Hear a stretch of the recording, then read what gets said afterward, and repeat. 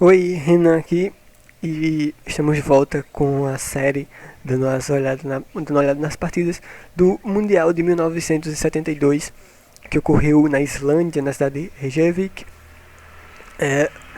em que temos o desafiante Robert James Fischer contra o até então campeão mundial Boris Spassky. Nessa partida em que vamos dar uma olhada, Robert James Fischer com as peças brancas e Boris Spassky com as peças pretas. O placar até então Fischer com um ponto de diferença, vencendo por 4-3. A partida teve início com C4, Fischer novamente vem com a abertura inglesa, abertura que utilizou em alguns jogos anteriores com, com as peças brancas, e que ele até então surpreendeu a todos, né, de jogar assim, uma abertura inglesa num match de campeonato mundial, mas que a abertura inglesa, sem dúvida alguma, uma opção bastante sólida para as brancas. A gente vê por parte do Spassky C5, a variante simétrica, e o jogo bastante simétrico durante uns 6 lances. Segue cavalo C6, cavalo F3, cavalo F6, G3, G6, ambos os jogadores fincando seus bispos do rei. Bispo G2, bispo G7, ambos fazem um rock, e aí aqui o jogo está simétrico. Porém, Fischer agora joga D4, não querendo jogar E4, por exemplo, uma vez que essa casa D4 ficaria enfraquecida, né? Coisa que não acontece quando ele joga, por exemplo, o avanço D4. Ele já desafia o centro imediatamente, o espaço que aceita o peão, cavalo toma D4, algumas simplificações, e após D6, Fischer tem uma pequena vantagem na abertura, ele leva uma pequena vantagem na abertura, e espaço provavelmente vai ter aí ideias, por exemplo, de atacar esse peão em C4, que provavelmente pode se tornar um alvo mais pra frente. Como a gente vai ver depois de bispo G5, bispo E6, já vem aí um ataque, um atacante para em cima do peão C4, seguido da F4. Esse é um lance até um pouquinho interessante da gente comentar. A gente pode achar várias explicações para esse lance. Por exemplo, uma delas é ajudar na defesa desse caba aqui de G5, uma vez que dama A5 é um lance muito comum de ser jogado. Pode jogar mais pra frente bispo H6, tentando trocar esse cara aqui, que desempenha um papel fundamental, lógico, né? Esses bispos que desempenham papéis fundamentais tanto na defesa quanto no ataque. Enfim, várias possibilidades aí com esse lance de dama.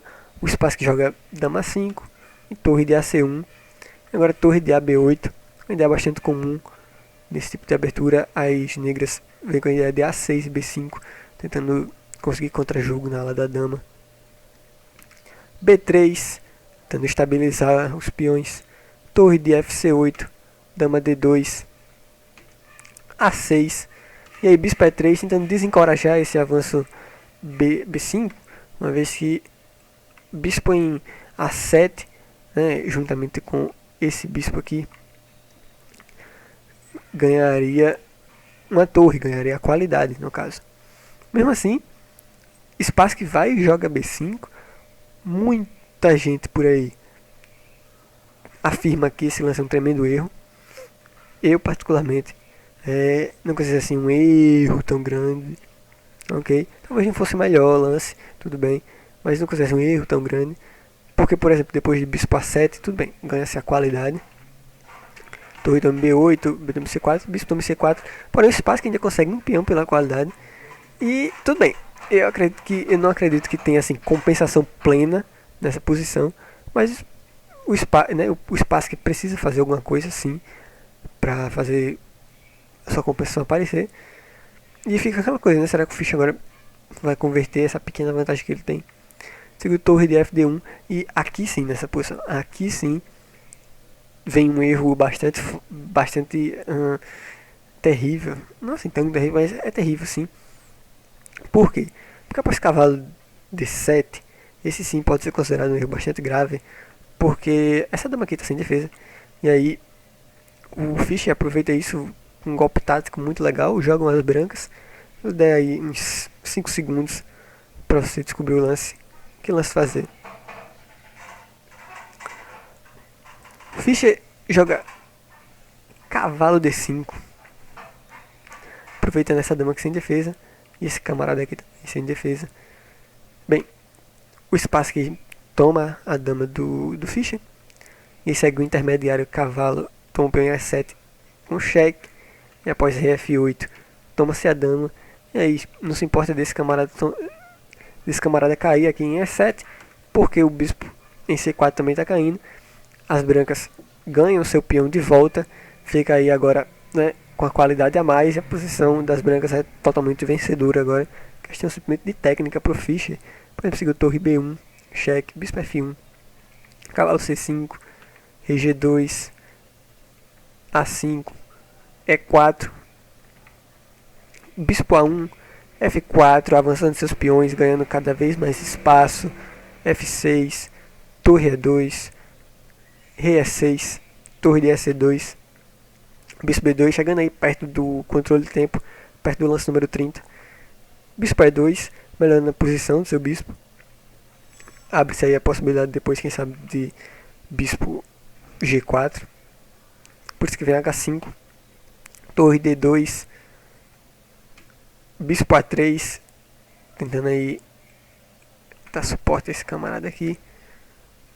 F5, com cheque. E aí esse lance agora é bem interessante, porque ele simplesmente quebra a estrutura de peões das negras, depois de algumas trocas aí.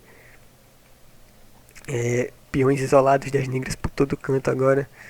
E questão de tempo só pro Fischer vencer o jogo.